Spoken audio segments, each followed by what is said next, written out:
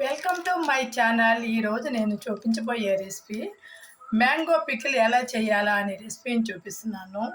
ఒక అంటు మామిడికాయ అంటారండి, కానీ బెంగళూరు మామిడికాయ అని కూడా అనొచ్చు. దాన్ని ఒకటి తీసుకొని దాన్ని కట్ చేసుకోవాలండి, సన్నగా సన్నగా కట్ చేసుకొని దానికి కావాల్సిన మిరప్పొడి వేస్తున్నాను చూడండి.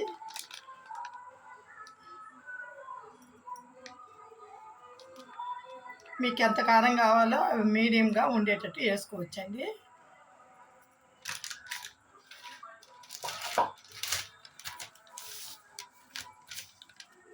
సాల్ట్ కూడా దానికి కావాల్సిన క్వాంటిటీ వేస్తున్నాను చూడండి.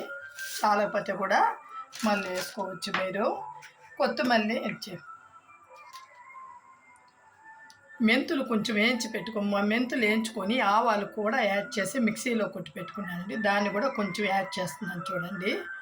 మెంతులు ఆవాలు పొడి అండి ఇది. ఎక్కువ వేస్తే చేదుగా ఉంటుందండి. దీంట్లో ఆయిల్ కూడా కొంచెం శనగ నూనె పోసుకోవాలండి. శనగ నూనె కానీ మంచి నూనె కానీ ఇలా పోసేసి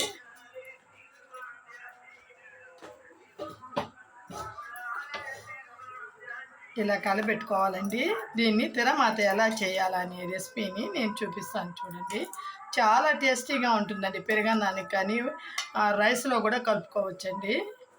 కలిపి నెయ్యి పోసుకొని కూడా తింటే బాగా టేస్టీగా ఉంటుందండి. పెరుగన్నం కానీ పప్పులుసులు సాంబార్లకు కూడా సూపర్గా ఉంటుంది సైడ్ డిష్గా. చూడండి, ఒక 3 స్పూన్స్ కానీ 4 స్పూన్స్ కానీ ఆయిల్ పోసుకోవచ్చు కడాయిలో. ఇప్పుడు ఆయిల్ కాగిపోయిందండి. నేను ఆవాలు వేస్తున్నాను. ఎక్కువ పడలేదండి, ఒక 1/2 స్పూన్ ఆవాలు చాలు. పసుపు పొడి, ఇంగ వేస్తున్నాను చూడండి.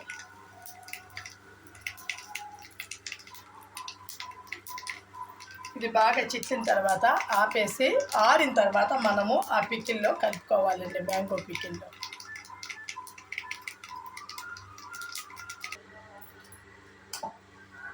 చూడండి, మనం ఆయిల్ కాసుకున్నాం కదా, దాంట్లో ఆయిల్ కాగాక ఆవాలు పసుపు పొడి ఇంగ వేసి ఆరిన తర్వాత నేను ఆయిల్ పోస్తున్నాను చూడండి. మనం కట్ చేసి పెట్టుకున్న మ్యాంగో పికిల్ అండి ఇది సూపర్ టేస్ట్గా ఉంటుందండి. పెరుగన్నానికి కానీ సాంబార్లకు కానీ పప్పులకు కానీ అన్నిటికీ ఇలా కలిపెట్టి వదిలేసేయండి. ఈ రోజంతా ఒక రోజంతా మాగితే పక్క రోజు కానీ వేసుకొని తిన్నారంటే సూపర్ టేస్ట్గా ఉంటుందండి. నేను చెప్పినట్టుగా చేసుకొని తిని మీకు నచ్చినట్లయితే సబ్స్క్రైబ్ చేయండి, లైక్ చేయండి, షేర్ చేయండి.